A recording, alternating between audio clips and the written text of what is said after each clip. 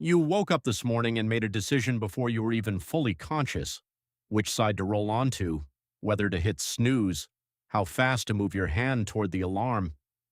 By the time you sit down to read this sentence, you will have made hundreds of choices today already, and you will make tens of thousands more before you sleep again.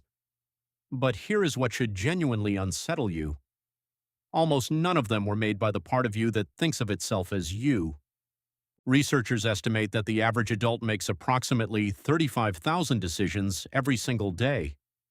Most people, when they hear that number, assume it must include trivial things like blinking or breathing. It does not. These are genuine decisions. Which foot to step with first, whether to make eye contact with a stranger, what tone to use when you answer a question, whether to keep scrolling or put the phone down. 35,000 forks in the road every day for your entire life. And the part of your mind that feels like the one steering, the voice in your head that narrates your choices and takes credit for them, is responsible for a tiny fraction of that number. This is not speculation. This is one of the most well-documented findings in modern cognitive science.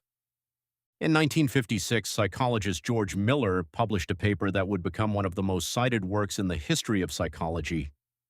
Miller's research showed that conscious working memory, the part of your mind that can hold information and actively reason about it, can typically juggle only about 7 items at once, give or take 2. 7. Out of the roughly 11 million pieces of information your senses process every single second, 11 million inputs a second, 7 slots of conscious attention. So where does the rest go? It goes to what researchers now call System 1, a term popularized by psychologist Daniel Kahneman in his work on dual process theory. System 1 is fast, automatic, intuitive, and almost entirely unconscious. It is the part of your brain that decided which way to lean before you got on the bus. It is the part that chose your tone of voice with your mother before you had time to think about what to say. It is the part that picked which snack to grab, which route to walk, which person to sit near. System 2, by contrast, is slow, deliberate, effortful, and conscious. It is what you use to solve a math problem or carefully word an apology. And here is the part that should change how you think about yourself. System 2 is expensive. Your brain treats conscious deliberation like a precious, limited resource because biologically it is. Kahneman's research, along with decades of follow-up studies, found that the brain defaults to System 1 for the overwhelming majority of decisions, specifically because conscious thought burns disproportionate amounts of glucose and mental energy. If you had to consciously deliberate over all 35,000 decisions, you would be cognitively paralyzed by lunchtime. Evolution did not build you to think about everything. It built you to think about almost nothing, and to let a vast unconscious machinery handle the rest with enough accuracy to keep you alive. This is not a flaw in you. This is the entire reason you survived long enough to exist.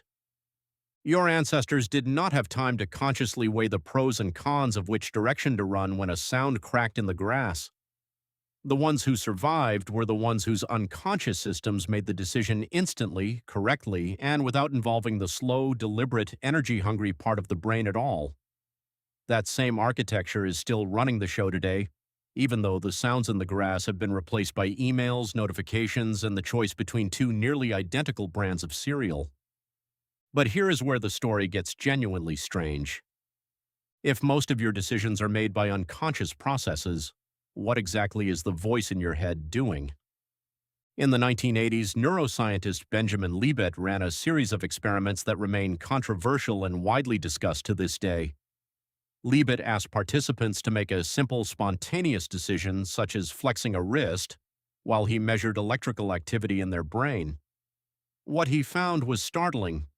A measurable buildup of neural activity, what he called the readiness potential, began in the brain several hundred milliseconds before participants reported being consciously aware of deciding to move. The unconscious brain activity that initiated the action came first. The conscious experience of choosing came after. Libet's interpretation, and the interpretations of researchers who followed, sparked one of the most heated debates in neuroscience. Some argued this proves free will is an illusion. Others, including Libet himself, suggested the conscious mind retains a kind of veto power. the ability to stop an action that has already begun, even if it does not initiate it. Either way, the implication is the same. The feeling of deciding may often be less like a command and more like a press release. Your unconscious mind makes the call. Your conscious mind announces it, takes credit, and builds a story explaining why. Psychologist Michael Gazzaniga, in his decades of research on split-brain patients, gave this storytelling function a name: the interpreter. Gazzaniga found that one hemisphere of the brain will confidently and fluently explain behaviors it did not actually cause, inventing plausible-sounding reasons after the fact, with no awareness that it is doing so. The brain, it turns out, is a relentless narrator. It will explain your choices to you whether or not it actually knows why you made them. So if you are not the one steering most of the time, who is? The answer is not as alarming as it might sound. It is not some hidden, separate entity controlling you. It is you, just a version of you operating faster, older, and far more efficiently than the slow, talkative, story-making part that experiences itself as I.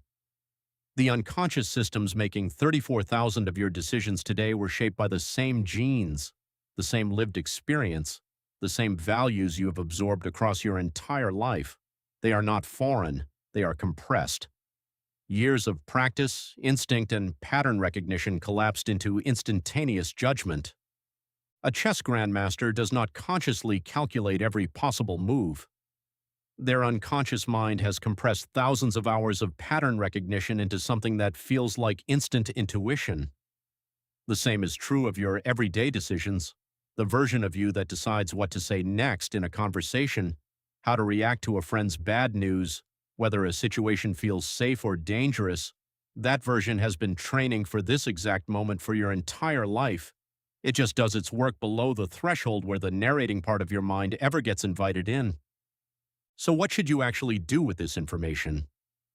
Researchers studying decision fatigue, including work by Roy Baumeister, found that the small number of decisions you do make consciously throughout the day draw down a finite resource.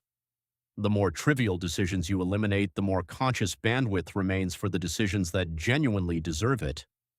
This is why some of history's most effective thinkers wore the same outfit every day, ate the same meals on a loop, or built rigid routines around the parts of life that did not require deliberation. They were not being eccentric. They were conserving the only resource that conscious thought actually has: a small, finite reserve of mental energy to be spent only where it counts. You will make about 35,000 decisions again tomorrow. Almost all of them will happen before the narrating part of your mind even knows a choice was made. And the next time you catch yourself explaining why you did something, pause for a moment and consider that the explanation might have arrived after the decision, not before it. You are not the captain barking orders to a silent crew. You are the spokesperson standing at the podium, calmly announcing decisions that were made somewhere else in the building long before you ever opened your mouth.